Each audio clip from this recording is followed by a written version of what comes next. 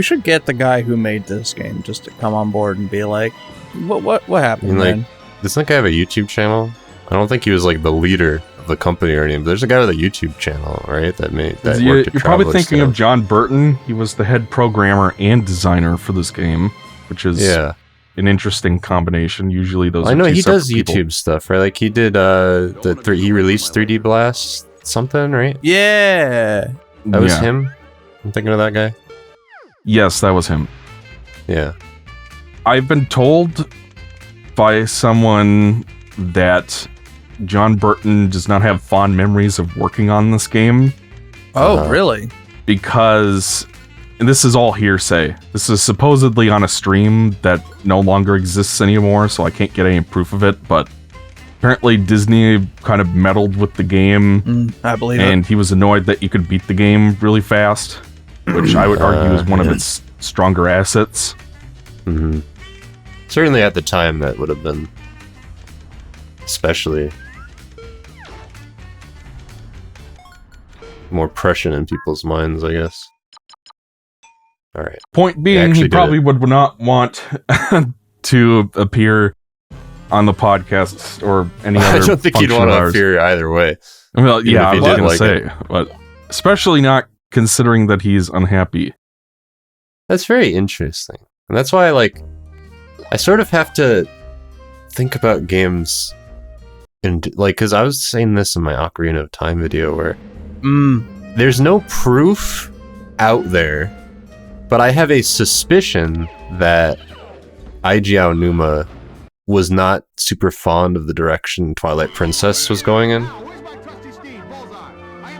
But I love Twilight Princess, and even if he clearly probably wanted to make Wind Waker 2 more, which never got off the ground, I still respect the thing that he made. And that's kind of the case here, where I love this game a lot, even if it's maybe not what it was originally envisioned to be or what they wanted it to be. I don't know. I can definitely believe the part about Disney meddling. Disney meddling? You don't say. I'm going to guess that Disney forced them to stick Zurg all over the packaging. Yeah. Because that's such a minor part of the movie. That fight scene with Zurg is a joke. It's literally a joke. That's another thing, is that this games, especially around now, were probably still had the veneer of what a toy would be to a company, you know? Yes. I think Alec mentioned something like that when he reviewed the first Oddworld game, that Lorne Lanning is people have seemed to have lost respect for him now because of the way that Soulstorm game turned out. But the reason there weren't Oddworld games after Stranger's Wrath for 15 years was because publishers were basically asking him to dumb down the game and make a bunch of changes, and he was like, no. He had a lot of artistic integrity about what he was making. He believed in the Oddworld quintology. Apparently, when he was making the first one, Infogrames, the original publisher of the first Oddworld game, was kind of, I don't know, didn't really seem to have a lot of respect for what they were making, and I want to say the only reason the game got released was because there was a producer or something that didn't like the game and was trying to get it canned, but then the executive vice president or whatever who was above that producer saw the game and was like, no, you're wrong, fired the producer and kept the game going. It was I could have this all wrong.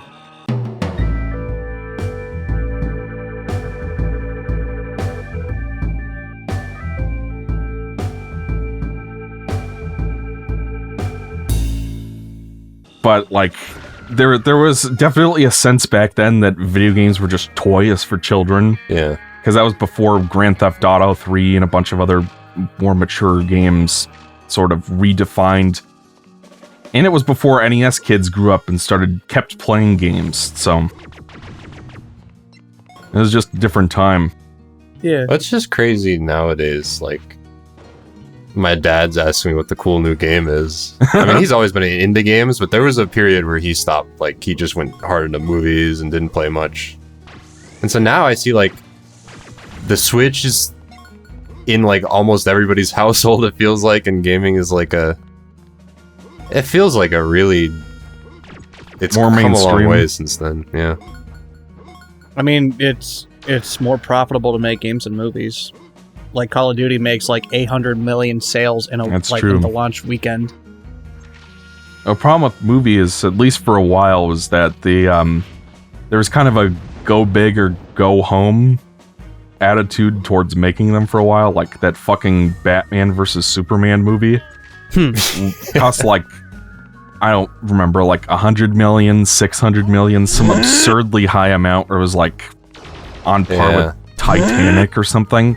And then the movie didn't do as well as they'd hoped, which was a big problem. Like, it still was successful financially, but they were expecting it to make like Jurassic World numbers, which that movie pulled in like 1.5 billion worldwide or something. Yeah. So they were planning to take the profits from the Batman v Superman movie and use it to invest in other DCEU movies, but because it flopped, they went into panic mode, and it's like, yeah. So that was kind of the attitude, was we'll make this giant movie that's going to be successful with everybody, and then that's how we're going to make our money. But, you know, so many of these movies flopped that now studios are kind of having to, and of course there's the whole Writers Guild SAG-AFTRA strike going on right now.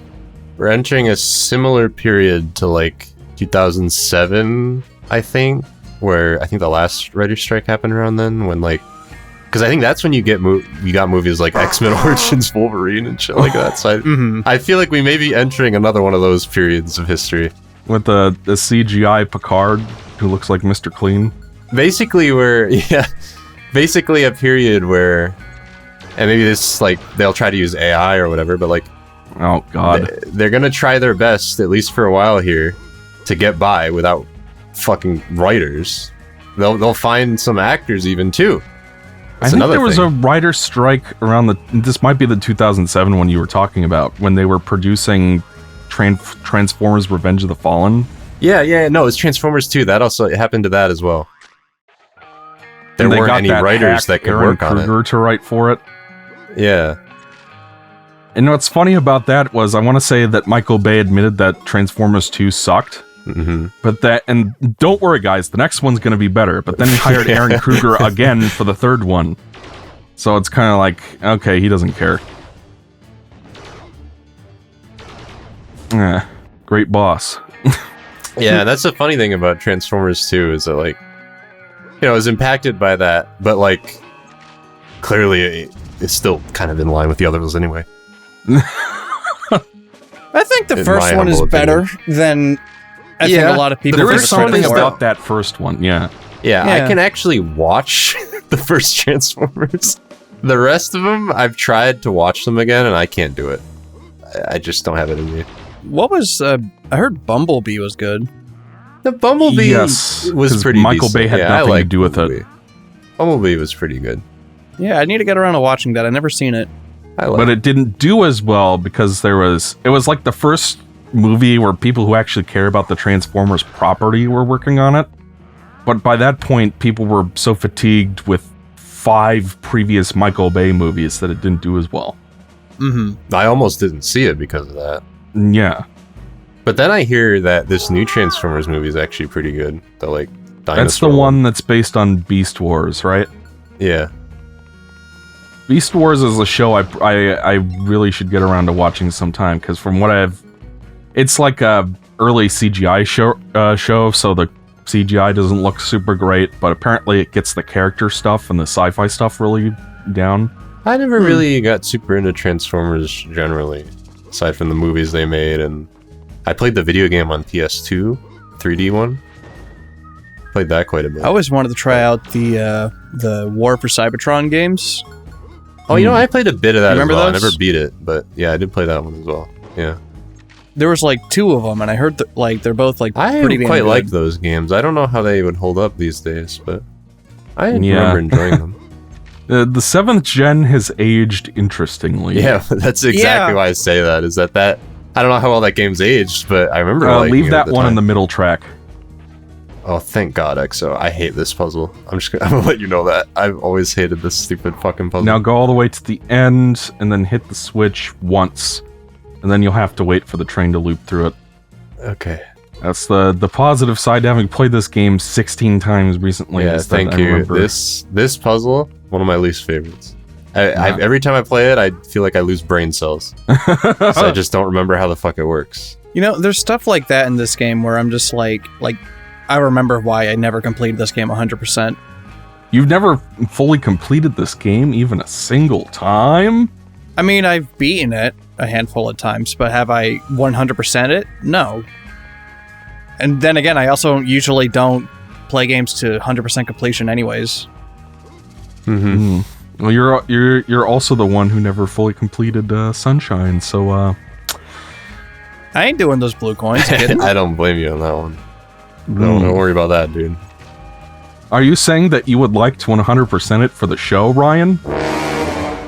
Now, where on God's green earth did you hear that? Because that'd be something that people... Oh, come on! I can't believe you could do that. Is that, like, not how you do that? No, you're supposed to push the box and jump on top of the box. Yeah. No, that's how I've always done that, dude. I've always wondered what that box Jesus is Christ, for. I can't believe you could just jump over there. Fucking hell. Honest to God, I never know what that box does. What is the train for? Is that the box? Okay, so like you're supposed to push the box, and if the train's not there at the dead end, it will push against the box and prevent you from pushing it all the way over. Wait a minute. I always do this train segment. But only now do I realize that this has done nothing for me. Because I always skip this. But for some reason, I always do the train anyway. I have never noticed this. Oh! I literally, every time I play this game, I do the train, and then I don't ever think about why I just did the train, because I never get anything from it, and I never learn. Why did I do that? This playthrough has been an awakening for many people. There's been an awakening. I can't believe that just happened. Have you felt it? Okay, where's the disc? Hold on. It's like over here, right? Alright, so speaking of AI, you guys watched that fucking Obi-Wan show, and I did not. Yeah. And I heard that they had AI James Earl Jones doing the voice for Darth Vader. I heard that too. Mm-hmm. Well, is it AI? You don't need a disc to open that lock. You can just shoot it. Oh, for fuck's sake, you're right. And yeah, it was AI. And I personally find it horrifying that studios and producers want to completely force actors and voice actors out of the creative pipeline. It is very horrifying. And compensate them with 1 day's pay, supposedly, for like scanning them into the system. Like, that's fuck those guys. No, yeah, 100%. Honestly, if Hollywood burned to the ground, I mean, I wouldn't give a shit. Fuck it. I hate it. Provided all the, normal, decent people got out unscathed, just, I'm tired of it. Hollywood's sleazy. So what you mean is you'd like the machinery of Hollywood to burn to the ground, none of the people. Correct.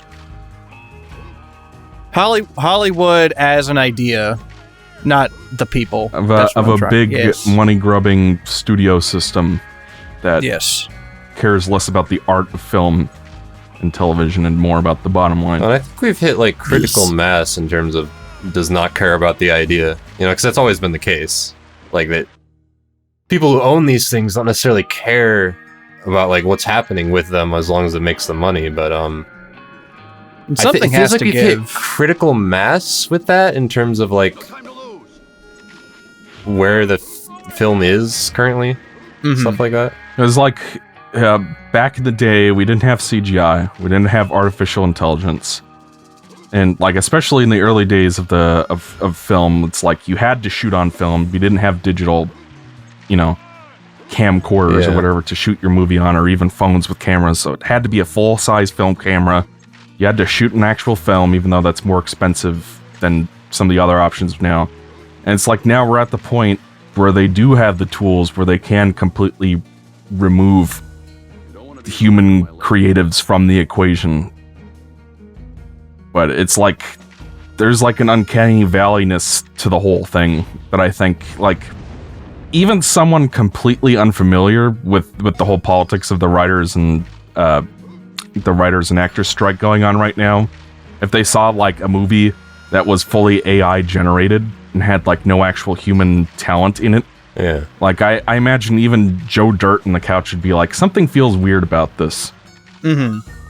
Like, I haven't seen the Obi-Wan show, but I imagine it's one of those things where even if you didn't know that James Earl Jones' voice was AI generated, there'd be something off about it. Yeah. Like, I remember him Unrelated, being in but- Rogue One, and he sounded so old. Yeah. He sounded wrong. Unrelated, but regarding the game, I fucking hate this part. Well, there's that one jump, and I was gonna say, like, this level, I was going to say it's my least favorite, but then I remember that I know what my least favorite is. It's not this. But this is one where I don't think it's like bad, but it definitely does not have my favorite things in it. Mm-hmm. I like the idea of it a lot, and the music's really good, but I don't know. Whenever I'm playing it, I kind of, it's like meh. I feel like it's a little too long. I would recommend It's shooting not that as long as my vulture, least favorite level. because if you don't, he'll knock you off when you're trying to jump across those chains. Kill that vulture. Yeah, there you go. If you don't kill him, and if you, oh, by the way, I could show you a skip that I discovered recently while recording the PC version a second time. Go to the scale that you're supposed to use to jump up on top of those cabinets. It's to your right. Yeah. You can use that to jump on top of the door frame, Oh. and then just jump over to the rabbit. Oh. Yeah. Okay. But you gotta get good. Does he like? Do you have to jump off of it, or does Yeah, he you have stand to on jump constantly when you land on it, because there's Okay, just yeah. enough collision to keep you from falling, and you have like a split second to jump again. You can't walk on it, but you can repeatedly jump off of it. it? Wow. That's nice. All right. You Wow. just jump over. That's really cool. You gotta get them little critters. I will save my critters. Yeah, it took me a disturbingly long time to realize that was Joan Cusack. Because I knew her. Have you guys ever seen a show called Peep? No. What have I not done? Is that it? Did you do? Did Rex you is do just a right race? outside that vent, so you can ask Yeah. him. Oh, Oh, okay, the okay. tokens. You did it. Okay. What was the race? It was with Bullseye. I did it right at the beginning. Oh, He was did that? his, I didn't know that was considered a his race. horseshoes. Okay. Yeah, it's a timed challenge.